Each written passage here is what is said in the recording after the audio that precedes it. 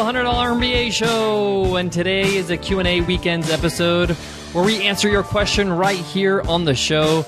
If you have a question that you want us to answer, just email us at contact@100mba.net, or you can send me a tweet on Twitter @BizRepublic is my handle, BizRepublic.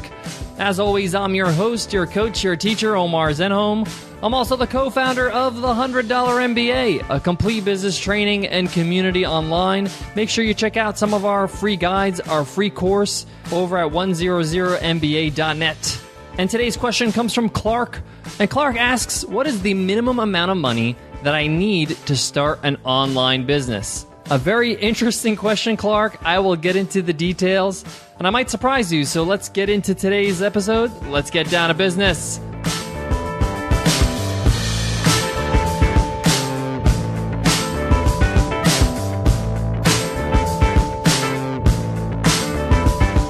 Today's episode of the $100 MBA Show is sponsored by Webinar Ninja Live, the first national webinar conference in sunny San Diego, California on September 26th.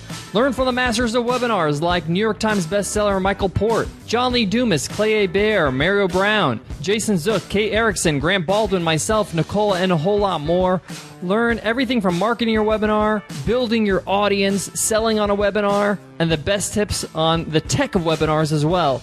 And we're holding it in a beautiful theater in San Diego. Get your early bird ticket now for only $95 at webinarninja.co/live.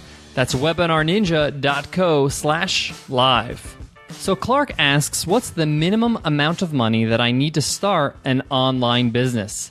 There are a few factors that's going to dictate how much money you're going to need up front.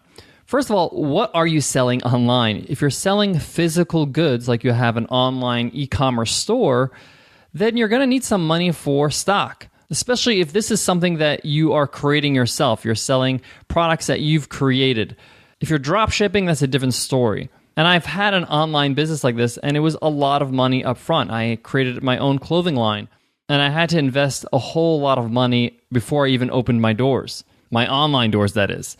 But if you're selling something that is soft, a soft product, whether that's courses, ebooks, software, apps, these things don't require physical stores or physical shipment, so there's a little bit less overhead at the start. Having said that, if you're going to go software or an app or something like that, there is development costs. If you're a developer/designer yourself, that's great, but it's still going to cost you time. And sometimes time directly equals to money, meaning that you really need to take time off from your current job or your work or whatever you're doing in order to do what you need to do so you can create a product to sell. But if you're starting one of these types of business, an information type business where you're selling information, whether that's a course, ebook, some sort of community, if you're selling coaching services where you're coaching people through webinars or something like that, or on the phone, this could be a life coach, it could be a fitness coach, this could be a business coach, whatever it is. Again, this is a service that doesn't have a physical product. Then your overhead is going to be a whole lot less. And in fact, you don't need much money at all. You could probably get started for a few $100s. And that's just hosting fees for your website, getting your website up and running, getting a domain name, an email service like Gmail to have a customized business name. These are just some things you're going to need to spend up front so you can have a presence online.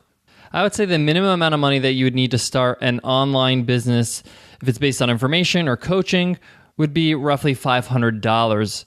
I don't think that's much, given the fact that you probably can make that in your first month in sales. But the $500 would cover good hosting for the year, something like HostGator, your domain name, your email, if you're using Gmail. You're going to need some sort of website design. So if you're not using something like Squarespace, then you're going to need to use something like WordPress, and you need a WordPress template, something that you can work off. And that's basically the bare bones. You're going to need a payment processor, but that's not going to cost you anything to get started. And it's all about effort and time, building your audience, writing your blog posts, creating your videos, whatever content you're going to be creating to build your audience. Then obviously creating your product and your offering. That's going to take time as well. If you're going to be hosting videos privately, that's another cost, but it's not that much and it's a monthly cost, so it's not really that big of a deal. Now, if you're building a software or an app, that's a different animal. You're going to have to pay your developers, your programmers, your designers. And for the most part, you're going to have to pay a developer on an ongoing basis. A lot of people think, oh, I'll just build a software. Once it's built, I don't have to have this developer anymore. I can just have them freelance. It's like once it's all done, I don't need a developer anymore. It's a huge myth. You're going to need the developer to improve the software, to clean up bugs, and upgrade things. You got to keep on improving your actual software, correct?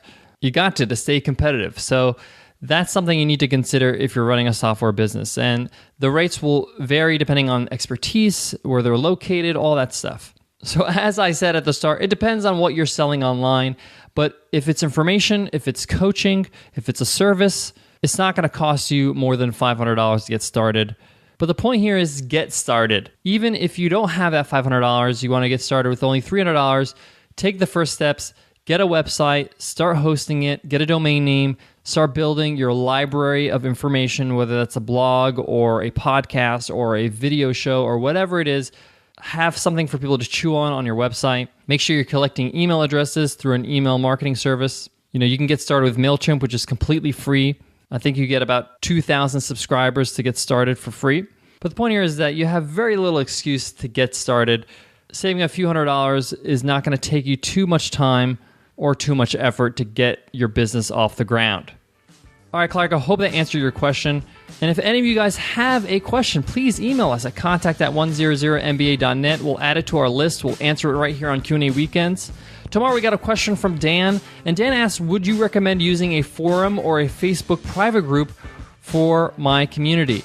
I touched on this on our 3-part lesson on creating an online course, but I'm going to go into detail, give you my recommendation. And on Monday, we have a guest teacher, a buddy of mine, Eric Kerr, who is the co-founder of The Draw Shop, a really fun business.